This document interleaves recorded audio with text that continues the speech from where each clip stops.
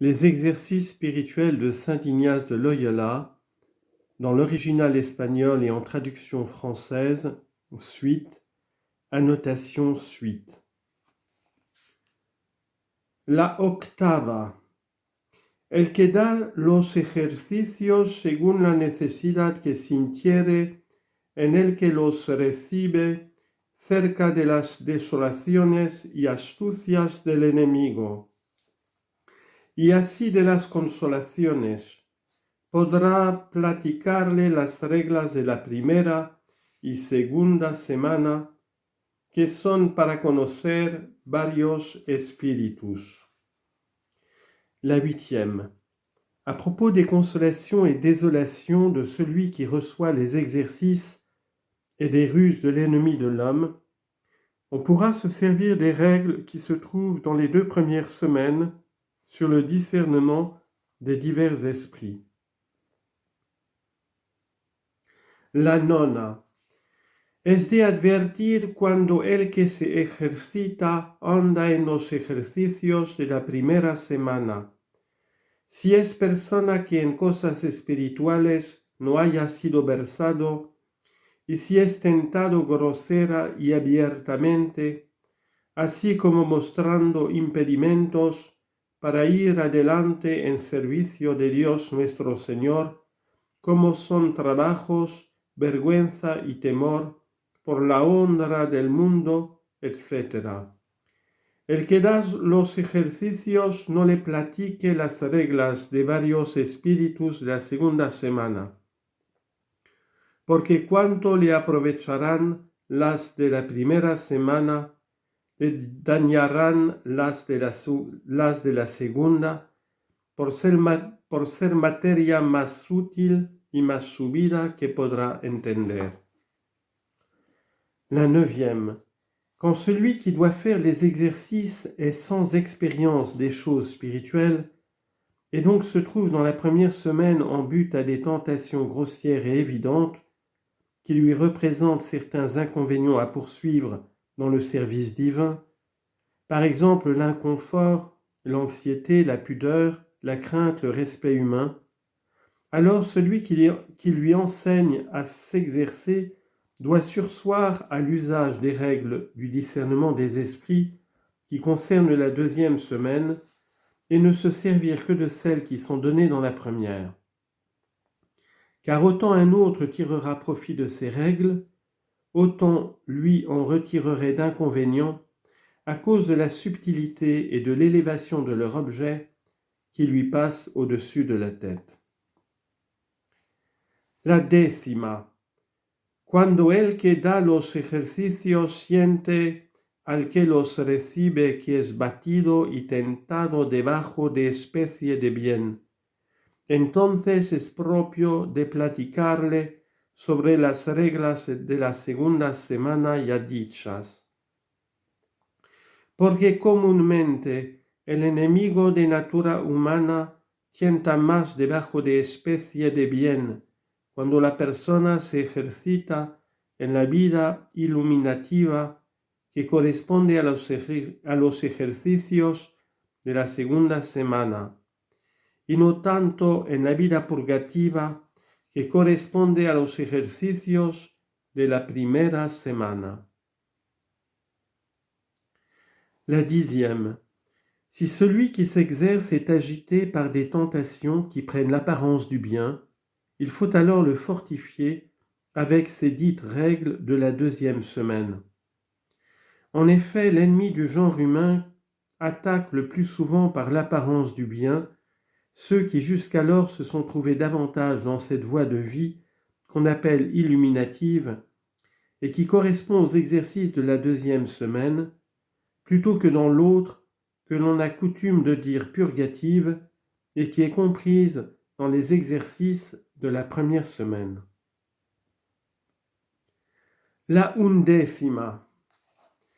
Al que toma ejercicios en la primera semana, aprovecha que no sepa cosa alguna de lo que ha de hacer en la segunda semana, más que ansí trabaje en la primera para alcanzar la cosa que busca, como si en la segunda ninguna buena esperase hallar.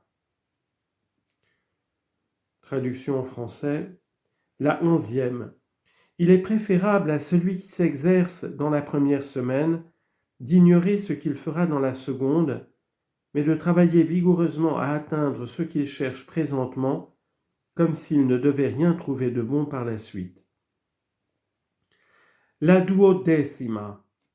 El que da los ejercicios al que los recibe ha de advertir mucho que, como en cada uno de los 5 ejercicios o contemplaciones que se harán cada día, ha de estar por una hora, así procure siempre que el ánimo quede harto en pensar que ha estado una entera hora en el ejercicio, y antes más que menos, porque el enemigo no poco suele procurar de hacer acortar la hora de la tal contemplación, meditación o oración. La 12e. Il faut avertir celui qui s'exerce que comme dans chacun des 5 exercices quotidiens qui seront indiqués par la suite, il doit passer 1 heure, il veille à trouver toujours la paix de l'âme dans la conscience d'y avoir passé plutôt plus de temps que moins. Fréquemment, en effet, le démon fait en sorte que soit écourtée la durée du temps prévu pour la méditation ou l'oraison. La 13. Asimismo, es de advertir que como en el tiempo de la consolación es fácil y leve estar en la contemplación la hora entera, así en el tiempo de la desolación es muy difícil cumplirla. Por tanto, la persona que se ejercita por hacer contra la desolación y vencer las tentaciones debe siempre estar alguna cosa más de la hora cumplida, porque no solo se avece a resistir al adversario, mas aún a derrocalle. La 13e. Tandis qu'il est facile et léger lorsqu'abonde la consolation de passer l'heure entière de contemplation, c'est au contraire très difficile lorsque survient la désolation. Aussi faut-il toujours combattre contre la tentation et la désolation en poursuivant, afin de la vaincre, l'exercice au-delà de l'heure fixée. Ainsi apprenons-nous en effet non seulement à résister à l'adversaire, mais aussi à le chasser. La 14. El que los da, si ve al que los recibe que anda consolado y con mucho fervor, debe prevenir que no haga promesa, ni voto alguno inconsiderado y precipitado. Y cuanto más le conociere de ligera condición, tanto más le debe prevenir y admonir. Porque dado que justamente puede mover uno a otro a tomar religión, en la cual se entiende hacer voto de obediencia, pobreza y castidad, y dado que la buena obra que se hace con voto es más meritoria que la que se hace sin él, mucho debe de mirar la propia condición y subyecto, y cuánta ayuda o estorbo podrá hallar en cumplir la cosa que quisiese prometer. La 14e. Si l'on remarque que celui qui s'adonne aux exercices est porté par une abondante consolation et une grande ferveur, il faut empêcher qu'il ne se lie par quelques promesses ou vœux faits inconsidérément et dans la précipitation. Et il devra être mis en garde d'autant plus diligemment qu'on le voit être d'un tempérament plus instable. En effet, bien que quelqu'un puisse à juste titre inciter un autre à entrer en religion où l'on y émet les vœux d'obéissance, de pauvreté et de chasteté, et bien qu'en outre une œuvre faite par vœu soit plus méritoire que sans vœu, néanmoins, il faut tenir un très grand compte de la condition propre à chaque personne.